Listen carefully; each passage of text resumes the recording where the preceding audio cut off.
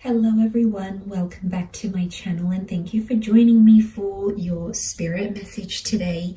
This is going to be a message targeted to anyone watching that needs some advice and guidance. And of course it's going to be a collective message, so if you've clicked on this, regardless of your sign, this reading is going to be for you. So collective spirit message from the universe. So I just want you to sort of sit with your thoughts. What's going on in your life at the moment? What have you been thinking about, dwelling on, focusing on? And we're going to see what the universe has in store for you. Maybe there could be some answers or some guidance into what you're looking into here. So just want to thank you again for joining. And if you were after a private reading, to please feel free to email me directly. Otherwise, let's have a look at your guided spirit message. What is it that universe wants you to know?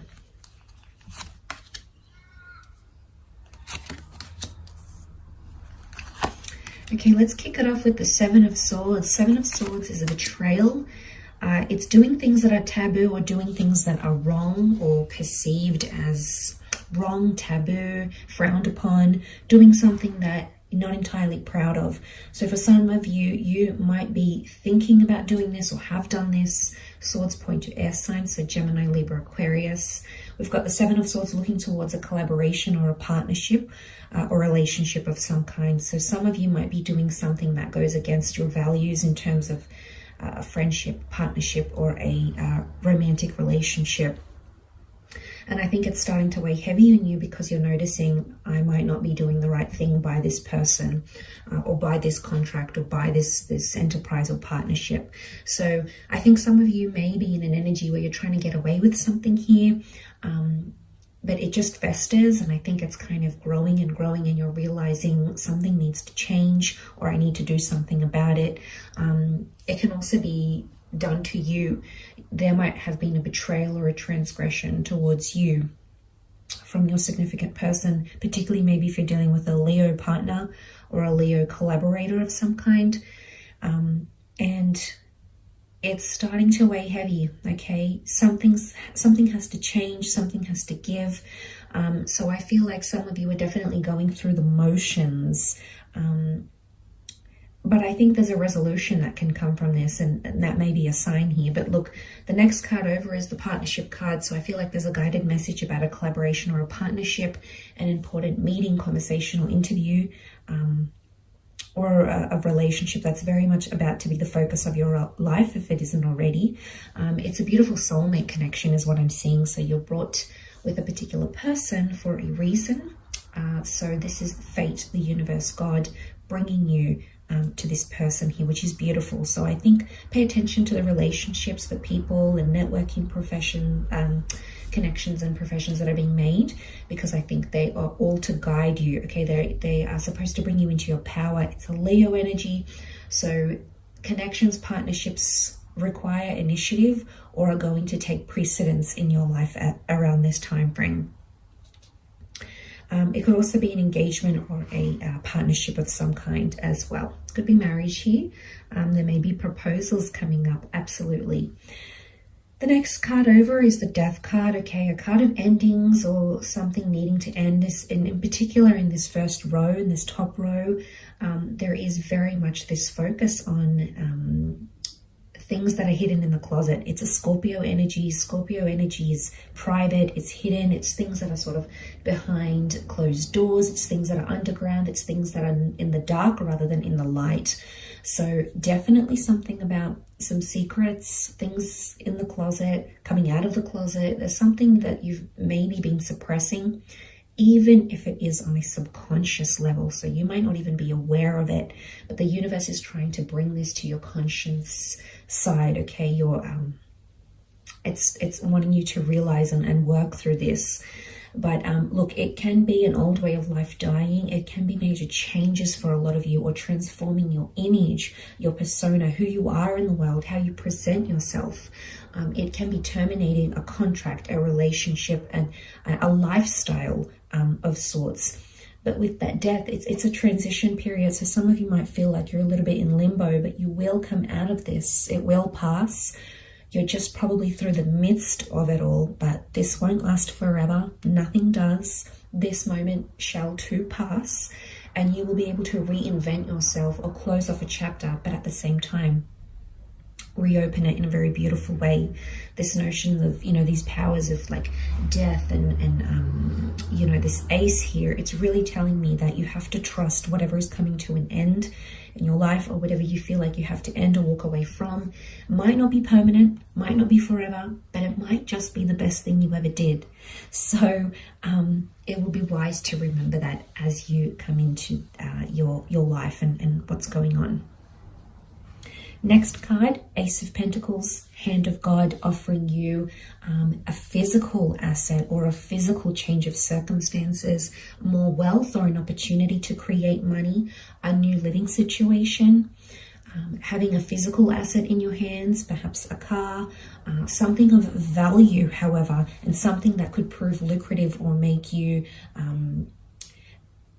grow in terms of physical assets. It may be a new connection, it may be a new person under a Taurus, a Capricorn, or Virgo, but it is connected to monetary or earthly chapters. So anything in the earthly sense, very likely to be sent to you. So I think it's a good sign. It also looks like the sun. So following that black flag of death, we've got the beautiful golden pentacle, which looks like a sun. And the sun is all about illumination. The sun injects harmony and happiness, and just, you know, lights our path when we feel like we don't have a clear path or things aren't really making sense. So trust what the universe and God are putting in front of you, because it's all for a reason. That Ace of Pentacles is literally being handed to the High Priestess, a very strong spiritual card or fertility card. So for a lot of you, big chapters in those areas of your life. Black and white pillars, the yin and the yang. So again, this column, both number 2, there's either 2 powerful connections or 2 powerful partnerships, or seeing another side of yourself that's going to be illuminated in a very powerful way. This is all about duality. This is the back and forth, multiple homes, multiple income streams, multiple partners, or focusing on that one powerful relationship or collaboration in your life.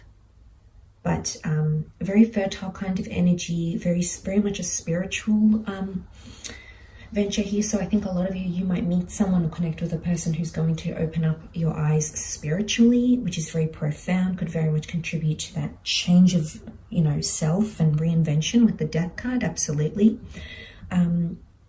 She also brings religion. You know, we've got the cross, we've got the Islam crescent moon, we've got the Jewish Torah. So spirituality and faith and religion, you might be called upon these things through a person, through some sort of collaboration, but there's a reason why. And it could also be too, as a number of partnership, your devotion to that may grow, and that relationship may really blossom, and you will find that contributes to that reinvention, particularly if you're going through that 7 of Swords energy. It won't be unmet with criticism, I should say. 5 of Wands, disruption, disharmony, everyone having their own opinion, but everyone's figuring it out for themselves. And I think you need to remember that, especially in group environments. Could be like a family thing.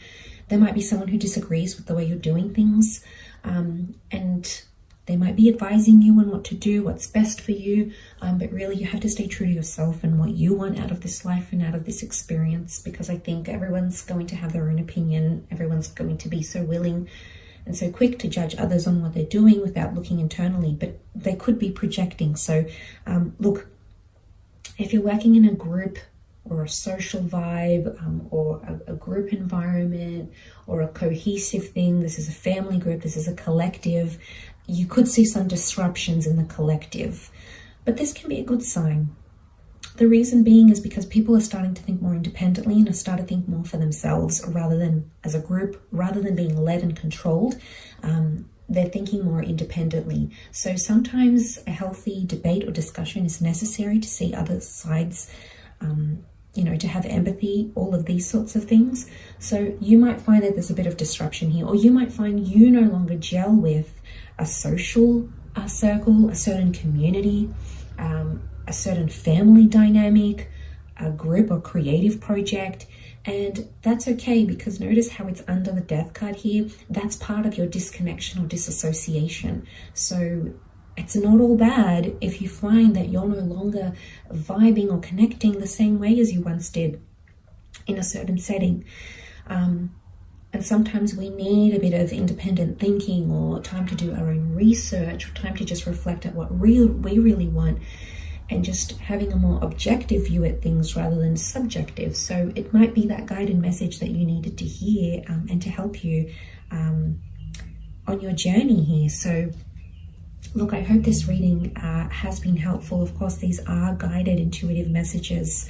I hope there's something here that has led you to this video and has helped you garner some answers here in this reading. So very much thank you for being here, and I hope you have enjoyed it. Thank you again. Bye for now.